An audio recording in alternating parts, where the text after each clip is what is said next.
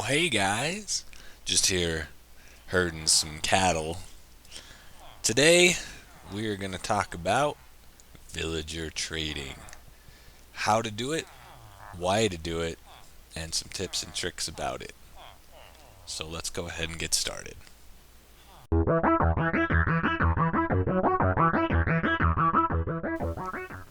Alright, so first, let's go over the basics. How to trade. Most of you who are watching this video probably already know, but just to make sure, here we have the villager trading window opened by right-clicking on any adult villager. Whatever item is on the left, this is the cost of his current trade, and whatever is on the right, this is what he will give you in return. Let's go ahead and demonstrate here. In this case, this villager would like 12 books. They can be placed in either of these boxes. And in return, he will give you 1 emerald. So you just place the books in the left, pull the emerald from the right, and you've completed a trade. Let's also talk about how to unlock additional trades. As you can see here, he currently only offers this trade, but he's not done. If we now close the window, you can observe the pink sparkle effect. This means the villager is updating. If we reopen him, he now offers a new trade. Let's go ahead and just show a couple more here while I'm talking. Every time a villager updates, as shown by these pink particles here, he will randomly select one trade that his class has to offer and update that trade. Now, if that trade is not already on his list, he will open it and begin to offer that trade permanently in that slot. If the trade is already on the list, for example, if he selected books again, he would lower the cost of the books for an emerald, as long as it is not already at the minimum cost for that individual trade. In addition, if he is offering an enchant, whether it is on an item or a book, and he updates that trade, there is a chance that he will change and offer a different enchant in its place.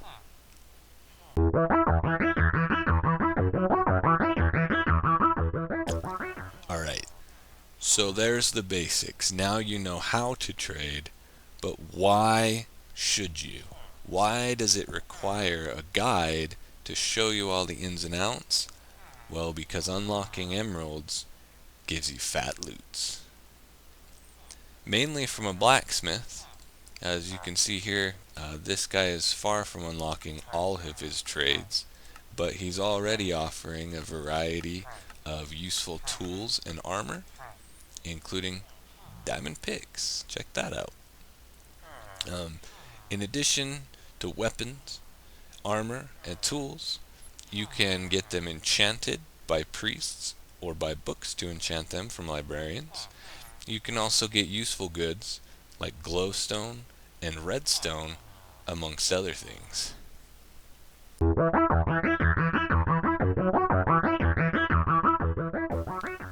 So the next thing you need to know is the difference between the 5 types of villagers. We'll take a quick look at what they are identified by here. The farmer, if you look at me, there we go, is identified by the brown clothes here. The butcher is identified, he still has the brown clothes, but he also has a white vest on. Our blacksmith friend here, he's one of our favorites, is identified by the brown clothes with a black vest. The librarian, he's the one people like to farm for emeralds, is identified by the white clothes. And finally, our priest friend here, he gives us our enchants. He's identified by these purple clothes.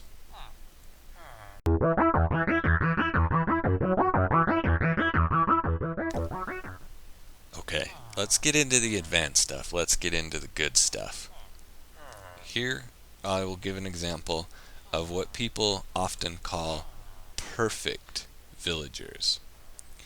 In the case of this villager here, the librarian, generally speaking, a perfect villager will be considered a villager that ends with a paper trade in its final slot. Now let's go ahead and go over why that is. If you trade with any trade, you can only trade from 3 to 12 times. Let me pull some emeralds out here. Thought I had some in the chest. So let's say, for example, I would like to buy bookshelves from this villager. He will let me trade anywhere from 3 to 12 bookshelves before he rejects selling me any more. Now if we close the window, give him a second and reopen it, if we go back to our book trade, he's still refusing to sell me any more books.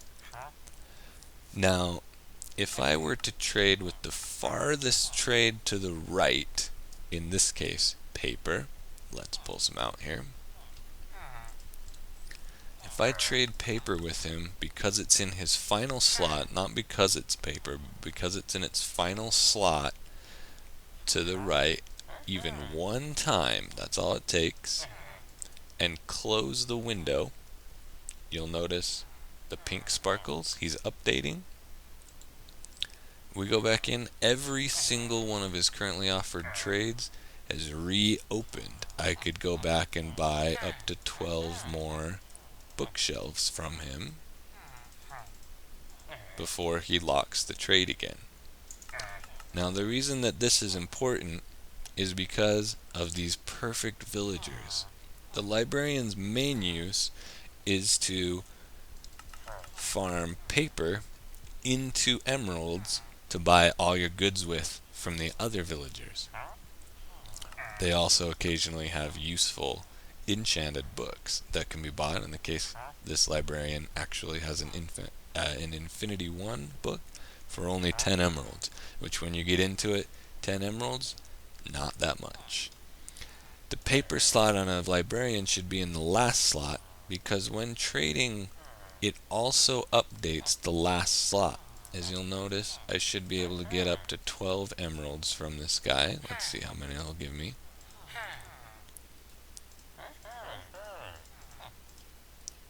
6.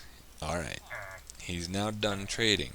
But what if I still had an inventory full of paper and I wanted more emeralds?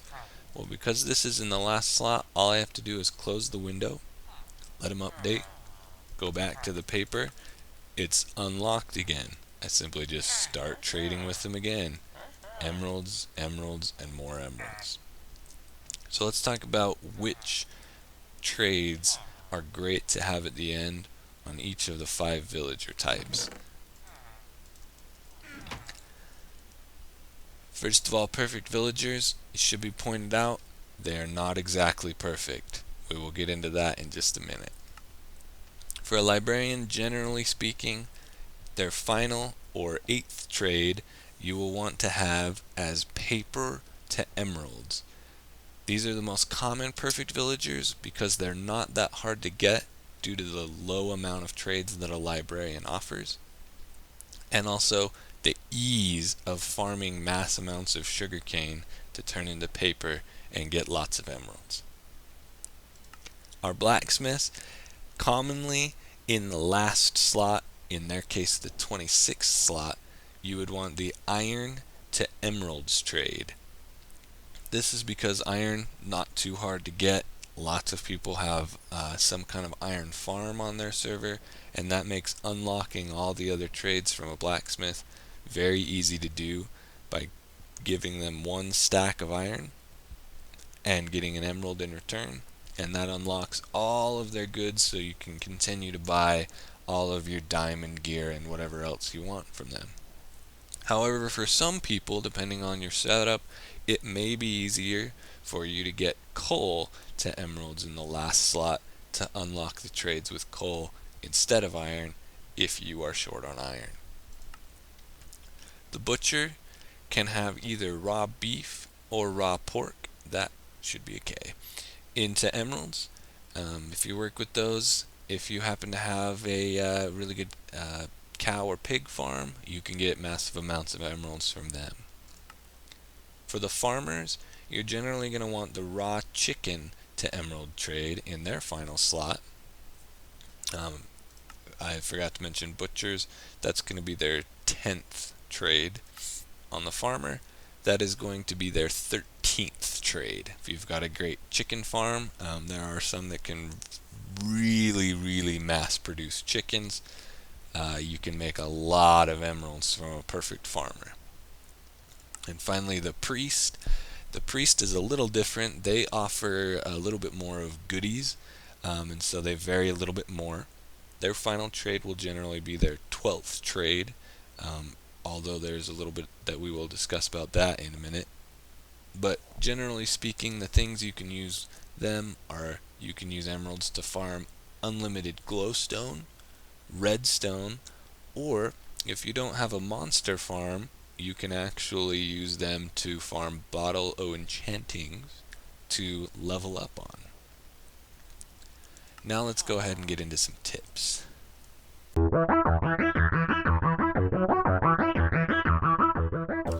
Okay, couple of quick tips and tricks for you. First of all, the priest, couple things. One, when he enchants an item for you, he doesn't just enchant it, but he fully repairs it.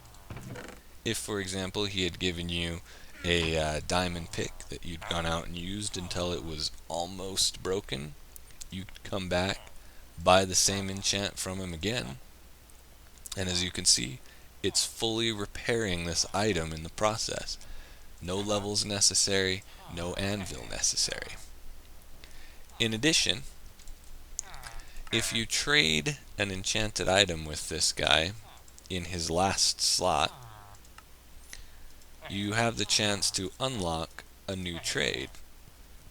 Sometimes, however, trades take a few tries as you get farther and farther in. Well, let's say he's offering a sword with, say, Bane of Anthropods on it. You wouldn't want to make 10 diamond swords to get 10 Bane of Anthropod diamond swords. You can actually just keep enchanting the same item again and again.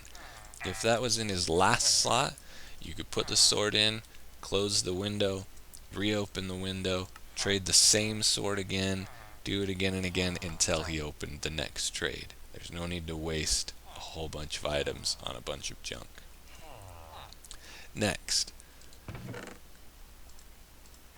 butchers and blacksmiths offer a coal to emerald trade. However, in addition to accepting coal, they also accept charcoal. So there's no need to waste your coal supply if you've got, say, a nice tree farm or a ton of wood laying around. They don't care either way. Speaking of not caring, farmers offer a wool to emerald trade. However, even though white wool is listed here, they don't really care what color. In fact, they will accept any of the 16 colors as long as all of the colors are the same in that individual trade.